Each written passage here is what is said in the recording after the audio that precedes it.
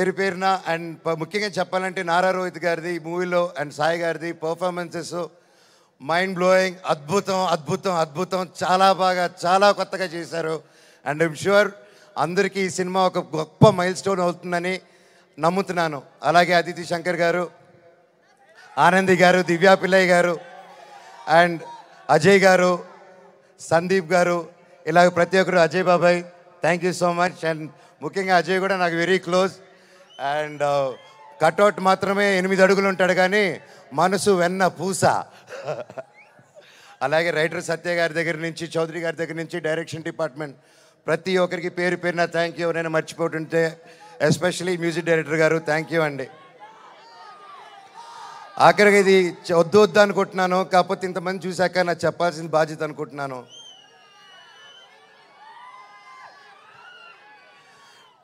ఎన్నో ఈ మధ్యకాలంలో ఎన్నో జరిగాయి, ఎన్నో ఇబ్బందులు పడాను, ఎన్నో చూస్తున్నారు అందరూ. కానీ కట్టుబట్టలతో రోడ్డు మీద పెట్టారు. నా పిల్లల బట్టలు, మా ఇంట్లో వాళ్ళ బట్టలు ప్రతి ఒక్కటి చిన్నప్పటి నుంచి పెట్టుకుంది ఏది లేకుండా రోడ్డు మీద పెట్టారు ఒక ఊరికి వెళ్ళి వచ్చేసరికి. అండ్ బయటికి ఎక్కడికైనా వెళ్ళేదానికి కారులు కూడా లేవు, కార్లు తీసుకెళ్ళిపోయారు.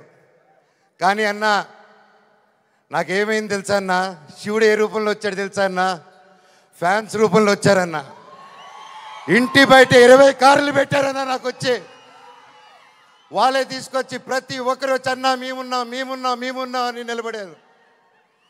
దీని అంతట్లో నాకు ఒకటే బాధ, ఇంత చేసినా, ఇంత జరిగినా, ఎంత ఇబ్బందులు పెట్టినా, ఎన్ని కేసులు వేసినా నాకు ఎవరి మీద కోపం రావట్లేదు, బాధ ఒకటే వేస్తుంది. అది నా బలహీనతో, అది వాళ్ళ బలమో నాకు అర్థం కావట్లేదు. ఎన్ని జన్మలైనా ఈ జన్మకు మాత్రం నా కట్టగాలేంత వరకు నేను మోహన్ బాబు గారి అబ్బాయినే, అది ఎవరు మార్చలేరు. నాకు ఆయన నేర్పించిన క్రమశిక్షణే, ఆయన చిన్నప్పటి నుంచి నన్ను నీతి వైపు నిలబడు న్యాయం వైపు నూరి పోసి పెంచారు. ఈరోజు నేను న్యాయం వైపు నిలబడినప్పుడు చుట్టుపక్కల అందరూ చేరి తప్పంటున్నారు. నేను మీ పక్క నిలబడినా, న్యాయం పక్క నిలబడినా అనేది ఆ బ్యాటిల్ ప్రతిరోజు. కానీ ఏదేమైనా, ఎన్ని జన్మలు ఎత్తినా మీరే నా దేవుడు, మీరే నా తల్లి, మీరే నా తండ్రి. మీకు ఎప్పుడు నేను బిడ్డనే. మీ దేవుళ్ళు ఎప్పుడు మా అందరికి ఉండాలని కోరుకుంటున్నాను.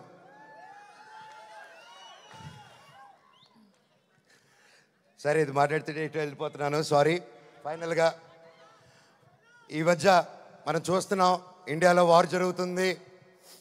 అలాగే ఒక ముఖ్య విషయం గమనించాను, మనందరం